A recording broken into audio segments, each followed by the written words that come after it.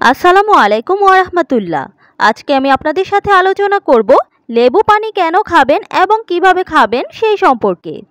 চা কফি পানি শূন্যতা বাড়ায়, আর গরম পানিতে লেবু মিশিয়ে খেলে তা সারা রাতের পানি শূন্যতা দূর করে। একটু মধু মিশিয়ে খেলে কম ক্ষুধা লাগবে, ফলে খাওয়া কম হবে। অনেকেই সকালটা শুরু করেন 1 কাপ ধোয়া ওঠা কফি বা চায়ের সঙ্গে। এতে শরীরে পানি শূন্যতা তৈরি হয়।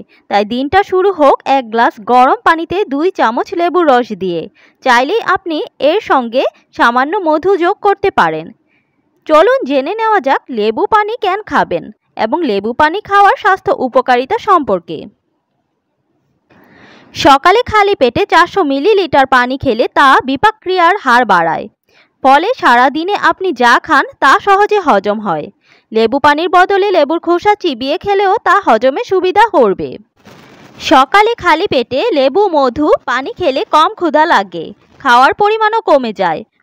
ফলে কম ক্যালোরি খাওয়া হয়, তাই ওজন থাকে নিয়ন্ত্রণে। লেবুর রস গরম পানি দিয়ে পান করতে খারাপ লাগলে এর সঙ্গে মিশিয়ে নিতে পারেন মধু ও সামান্য লবণ। কোষ্ঠকাঠিন্যকে বিদায়ের জন্য এটি খুবই কাজে দেয়, সারাদিন রাখে সতেজ। তবে শুধু লেবু পানি পান করলে ফ্যাট ক্ষয় হয় বা শরীর থেকে বিষাক্ত পদার্থ বেরিয়ে যায়, এর কোনো বৈজ্ঞানিক প্রমাণ নেই। চর্বি ক্ষয় করার জন্য প্রয়োজন সঠিক খাদ্যাভ্যাস, আর ক্যালোরি ক্ষয় বাড়াতে প্রয়োজন নিয়মিত ব্যায়াম। তবে লেবু পানি খেয়ে ব্যায়াম করলে ক্যালোরি ক্ষয়ের পরিমাণ বাড়ে। তাই লেবু পানি খাদ্যাভ্যাস আর ব্যায়াম সুস্বাস্থ্যের জন্য জরুরি। রাতে 2 প্লেট বিরিয়ানি খেয়ে ঘুমিয়ে উঠে লেবু পানি খেয়ে ভাবেন যে সব ক্যালোরি উড়ে যাবে, সেটা ভুল।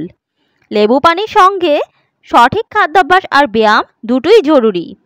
লেবুতে রয়েছে প্রচুর পরিমাণে ভিটামিন সি, তাই লেবু পানি শরীরের অ্যান্টিঅক্সিডেন্টের যোগান দেয়। আবার গবেষকদের মতে ভিটামিন সি বলিরেখা কমাতে সাহায্য করে, এবং যাদের বলিরেখা নেই তাদের বলিরেখা পড়তে দেয় না। ভিটামিন সির কোলাজেন ত্বকের সুরক্ষায় কাজ করে।